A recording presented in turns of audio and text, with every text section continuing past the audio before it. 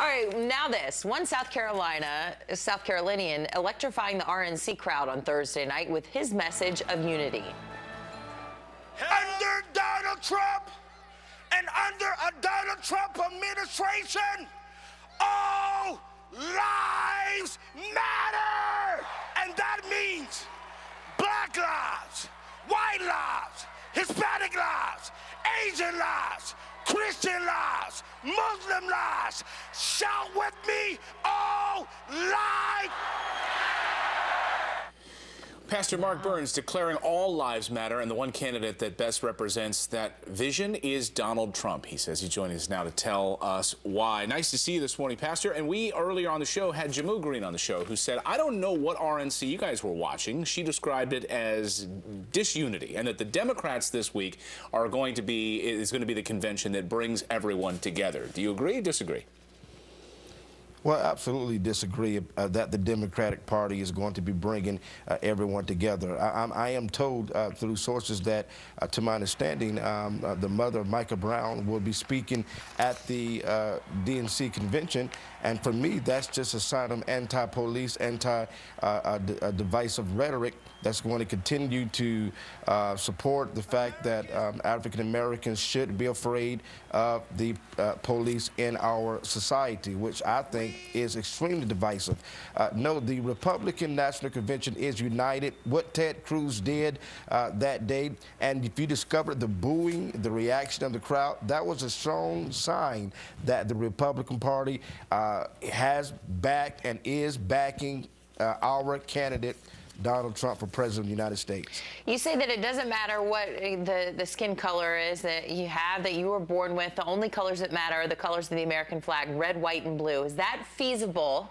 It's a beautiful message, but is it feasible today? And if so, what do we need to hear from Donald Trump and from Hillary Clinton?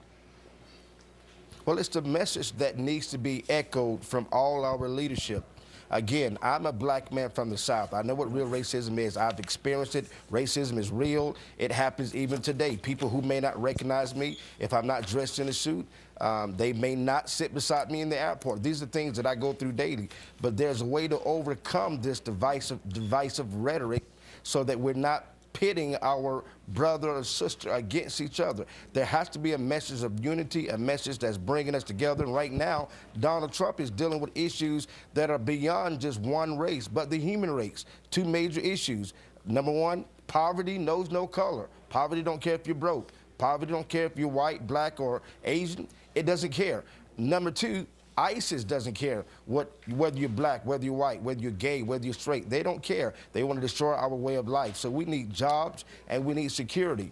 And right now, what Donald Trump is suggesting is that, one, we put the power back into the hands of the parents of our educational system within some of the urban centers so that parents can decide what schools children need to go to. That creates competition, and that forces schools to raise up their values so that their children can be properly prepared moving forward for better jobs in our country. Donald Trump is also going to make sure that our security is safe, that what has took place in different parts of the world don't happen here on a regular basis. So these are issues that transcend just race. But do we have a race issue? Absolutely. The moment we stop calling ourselves, or the moment we stop describing ourselves with adjectives before who we are, like probably now I'm the black pastor that supports Donald Trump, or the African-American pastor, or the white pastor. The moment we stop removing those adjectives that describe us and start looking at ourselves as just Americans, the moment we can begin to eliminate racism in this country. Oh, amen. Pastor Mark Burns, great to see you this morning, and great speech the other night, by the way. Thank you so much.